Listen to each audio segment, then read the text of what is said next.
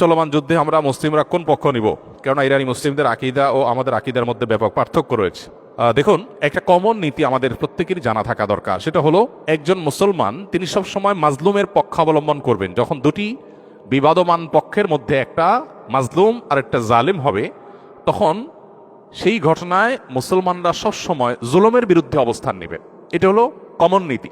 এমনকি জুলুমের শিকার মানুষটা যদি অমুসলিমও হয়, তারপরেও তার প্রতি মুসলমানের সিম্প্যাথি থাকবে। মুসলমান কখনো জুলুমের সাথে সঙ্গ দিবে না, যদি জালেম মুসলমানও হয়। অতএব আপনার সাথে কোনো মাজলুমের যদি আকীদাগত মতপার্থক্য থাকেও, সেই মতপার্থক্য আপন জায়গায় থাকবে, সেটাকে আপনি রাখবেন, এবং বিরোধিতার জায়গাটাও আপন জায়গায় থাকবে। কিন্তু এত সত্ত্বেও যদি সে জুলুমের শিকার হয়, তাহলে আপনি জুলুমের বিরুদ্ধে অবস্থান নিবেন। অন্তত সার্বিকভাবে, সামগ্রিকভাবে আপনি সেটা বিরুদ্ধে অবস্থান নিতে না পারলেও মানসিকভাবে হলেও তার বিরুদ্ধে আপনাকে অবস্থান নিতে হবে। এটা হলো মৌলিক নীতিমালা। মুসলমান কখনো জালেমের পক্ষে যেতে পারে না, মাজলুমের পক্ষ মুসলমান সবসময় নিবে। এক্ষেত্রে সূরা রোমের যে ঘটনা, সেটা আমাদের জন্য একটা বিশেষ নির্দেশনা হতে পারে। সূরা রোমের শুরুতেই আল্লাহ তাআলা যে বলেছেন আলিফ লাম মিম গুলিবাতির রোম, এখানে আমরা দেখেছি যে রোমানদের সাথে তখন পারস্যের অগ্নি পূজকদের সাথে যে যুদ্ধ হয়েছে, সেই যুদ্ধে মক্কার মুশরিকরা পারস্যদের আর মক্কার মুসলমানেরা সাহাবা একরাম তারা রোমানদের সমর্থন করেছেন। কেন?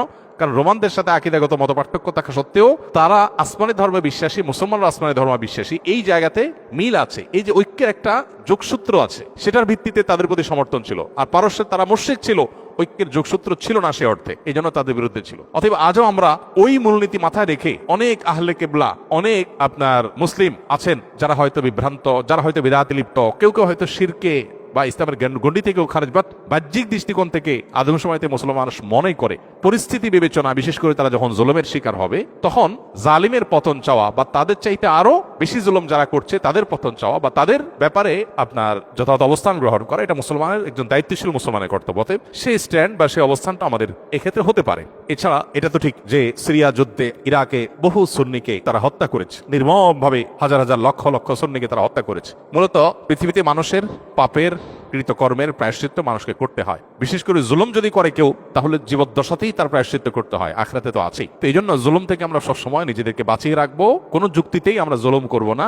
এমনকি যুদ্ধক্ষেত্রেও নবী সাল্লাল্লাহু আলাইহি ওয়াসাল্লাম আমাদেরকে জুলুম করার পারমিশন দেন নাই, অমুসলিমের সাথে আল্লাহ তাআলা জুলুম করার পারমিশন আমাদেরকে দেন নাই। অতএব যে জুলুম আল্লাহ নিজের জন্য হারাম করেছেন, হাদিসে কুদসিতে আল্লাহ বলেছেন, ইন্নী হারামতু যুলমা আলা নাফসি, হে আমার বান্দারা, তোমরা জেনে রাখো আমি নিজের প্রতি নিজে জুলুমকে হারাম করে রেখেছি, ফালা তাযালামু, অতএব তোমরা একে অন্যের প্রতি জুলুম করি না। এটা আল্লাহর কথা, হাদিসে কুদসি তিনি বলেছেন। সো জুলুম থেকে আমরা হাজার মাইল দূরে থাকবো, আমার দ্বারা যেন কারোর প্রতি অবিচার না হয়। কারণ জুলুমের পক্ষে যারা থাকবে তাদের পতন অনিবার্য, আজ হোক আর দুদিন পরে হোক।